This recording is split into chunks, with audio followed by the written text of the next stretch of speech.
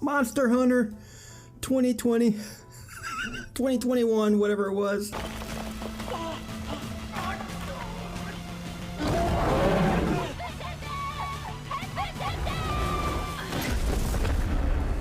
Oh God, this movie needs to come with an aneurysm warning. I mean, I had skipped the tingle phase and went straight to the drool phase. Okay, I need to stop. I need to breathe. Okay, so now that I got all that out of my system, Monster Hunter is directed by Paul W.S. Anderson. You're best going to know him for movies such as Mortal Kombat, Alien vs. Predator, Death Race, and of course Resident Evil, what he's mostly known for, and where he met his wife, Mila Jovovich. And here they're again together to bring us another video game movie. The story of a military convoy that gets sucked into an interdimensional porthole that transports them to a land of monsters. Wait. No, stop right here, rewind. Monster Hunter has no story. In fact, Monster Hunter doesn't even have any dialogue.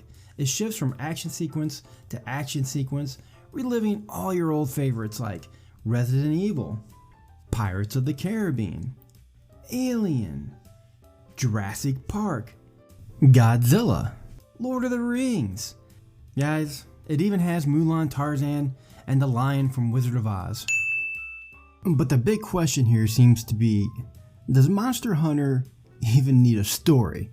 I mean, it's big budget effects, that's all it needs. It's just popcorn fun. Monster Hunter can be a fun movie, and the effects, besides just a few cheesy green screen moments, are exactly what I wanted to see.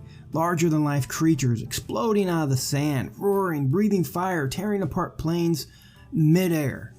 Diablos and Rathalos look phenomenal. I especially like the way they gave Rathalos glands that spew toxic, flammable liquid, making this dragon feel more like an exotic creature that could be probable in another world.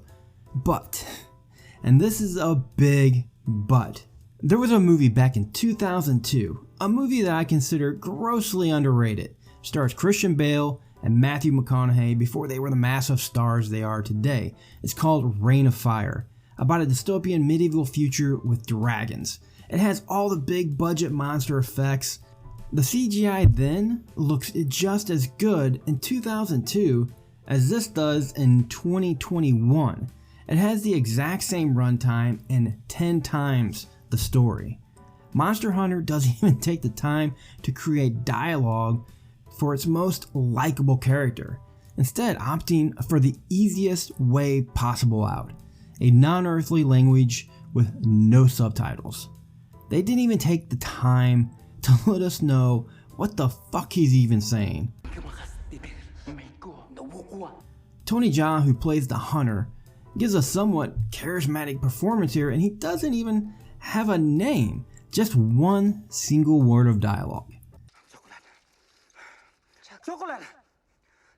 Do you want chocolate? You want a candy bar? You do now. Look, I got a Baby Ruth. Sir? Let us stand up. Pardons. And now for the final crowning touch to this cake. Take a bite.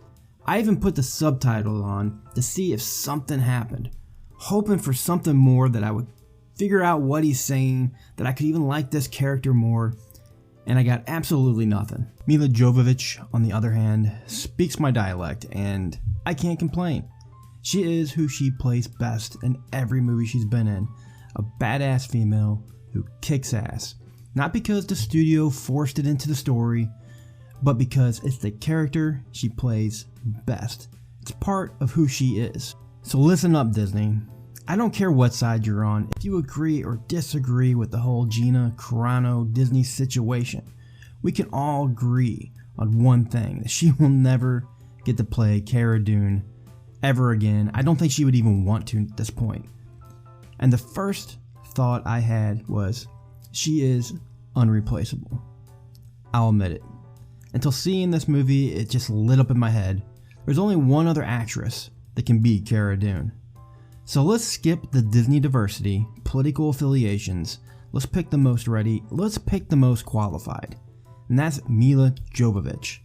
She lives a pretty quiet life that I know of, and she would be perfect. When Anderson does try to tackle what little story this movie has, the Monster Hunter lore, there is none.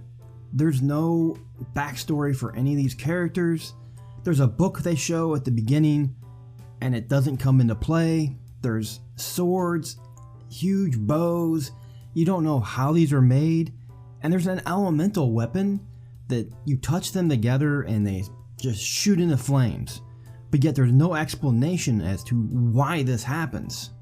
What we do get is about a 2-minute to 3-minute spiel from Ron Perlman, which, you know what, I forgot about Ron Perlman because he's not even in this movie, which was really disappointing because you see him at the beginning of this movie, the 30-second intro, and the first thing you think is, that's a plus, Ron Perlman. I mean, he is Hellboy, but he literally disappears for 90 minutes after that. And then right the last 15 minutes, he just drops in because apparently I guess he got his courage to be in this movie. There's also so many moments in this movie where characters go through a situation in which there's no possible way you could survive. And then there's the end of this movie, which definitely is leading up to a sequel, which I don't know if we're ever going to get or not, but it blatantly rips off Marvel. So if you don't need a well-balanced story and you're just looking for fast-paced action, blockbuster effects, Mila Jovovich, lots and lots of sand, and you can actually watch a movie with your friends and just laugh at it and enjoy it that way, then this movie could be for you. However, if you need a coherent story, character development, lore, and dialogue, this movie's not going to be for you. With all that said, at first I was really wanting to give this movie a D, but I was able to sit down with a friend and just really laugh at this movie, which really helped raise that score. So I'm going to go ahead and give Monster Hunter a C-. So yeah, that's it, Monster Hunter. It's nothing to get too excited about. It did actually feel like a big blockbuster movie that would have released in theaters, which was nice. I haven't had one of those in a while. But anyways, if you like this video, do me a big favor, hit that subscribe button, like and share. But until next time guys, that's all I got, so I'll see you later.